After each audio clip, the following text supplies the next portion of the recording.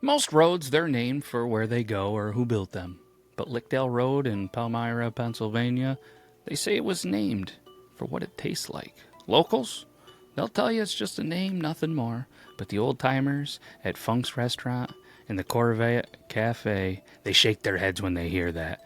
Because they remember a time when kids would go missing, windows would fog over for no reason, and a strange, bittersweet smell would drift through the trees like cotton candy smoke from a carnival that never arrived. This is the story of Leopold Lick, the man who tried to bottle memory and the road that still hasn't let go of this recipe. Welcome back, everybody, to another Street Sign Storytime. We were on the road for softball, shocker, and we found our way in the Hershey area, Palmyra, Pennsylvania. We were looking for roads. We were driving down country roads, back roads, cities, streets, all sorts of craziness. And there was a road that stuck out, and it was this road.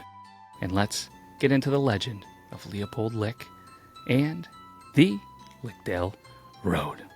Leopold Lick wasn't born in Palmyra. He showed up one fall in the 1880s, a thin, wide-eyed man with an accent no one could place, in a wagon full of strange copper pots, glass tubes, and brown paper sacks labeled with things like whisper root, go sugar, and volatile mint.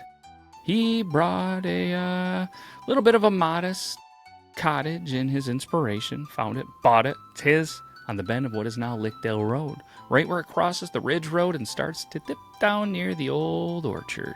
He told people he was retired from innovation, but it wasn't long before odd smells began leaking from his chimney. Locals, they assumed he was just a candy maker. After all, Hershey was just up the road and sweets were the industry. But this was different. The smoke had colors, hues that shimmered like oil in puddles, and the birds avoided the roof like it was cursed. They say he was chasing a flavor that could make you feel your best memory again, like a day you forgot, but still felt it in your bones. One woman, she claimed he gave her a candy that made her remember her mother's voice, first time in 30 years. Another said that the candy made her cry for an hour, and she couldn't remember why, which, if you're a dad like me and live in a house full of girls, that's a common thing. Maybe they eat this candy too. But then came the milk boy. One morning, the town's usual delivery boy, Henry Paxton, showed up at Leopold's door. He never finished his route. They found his bike laid gently in the grass, milk still cold in the crate. But he was seen again 3 days later, walking in circles behind the Palmyra bowling alley, humming an unfamiliar tune and repeating the phrase, "It tastes like yesterday." Probably where the Beatles got their inspiration for a song or two. Bad joke. Moving on, because Leopold Lick vanished on October 13th, 1903. Some say his lab exploded in the night, but others claim the townspeople, they burned it down out of fear. But no official records exist. Just a few mentions in the archives at Palmyra Public Library, buried under chemical accidents. The strange thing, no ashes were ever found, just scorched earth, a few warped copper molds shaped like teardrops, and one unbroken glass jar filled with a swirling amber liquid. After that night, no one dared live on the bend. The property sat empty for decades, even as the rest of the town grew around it. Farmers claimed their cows refused to graze on that patch of land. Kids said their candy would melt in their pockets if they walked past much too slowly. Then came the air. Every 10 to 15 years, residents along Lickdale Road report a phenomenon. A sudden fog, sweet smelling and warm, that rolls in without warning, even on dry sunny days. It fogs windshields, chokes air vents, and always smells faintly of peppermint, firewood, and something unplaceable, like dreams left out in the sun too long.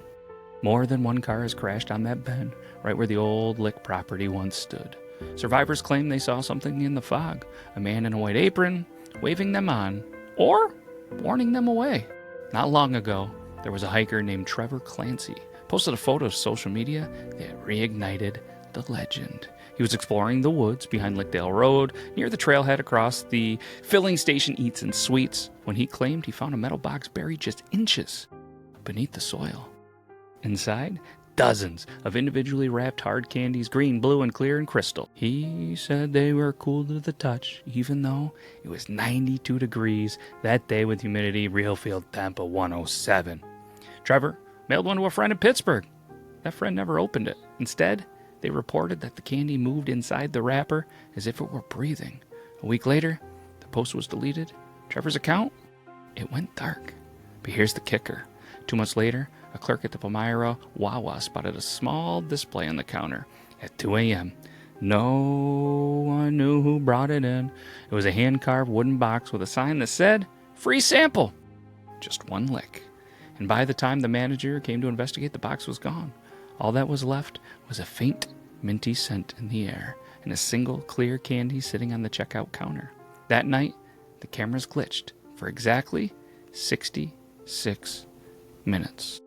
Today, Lickdale Road looks like any other quiet stretch of Pennsylvania pavement, probably lined with trees and trash, dotted with homes, and just a short drive from chocolate paradise. But if you're driving there late at night, especially in the fall, and your windshield suddenly fogs up with a smell like sugar, burnt honey, and something you can't describe, don't turn on the wipers, don't roll down the windows, and don't lick anything no matter how tempting it seems, because Leopold Lick might be gone, but his recipe might not be finished just yet.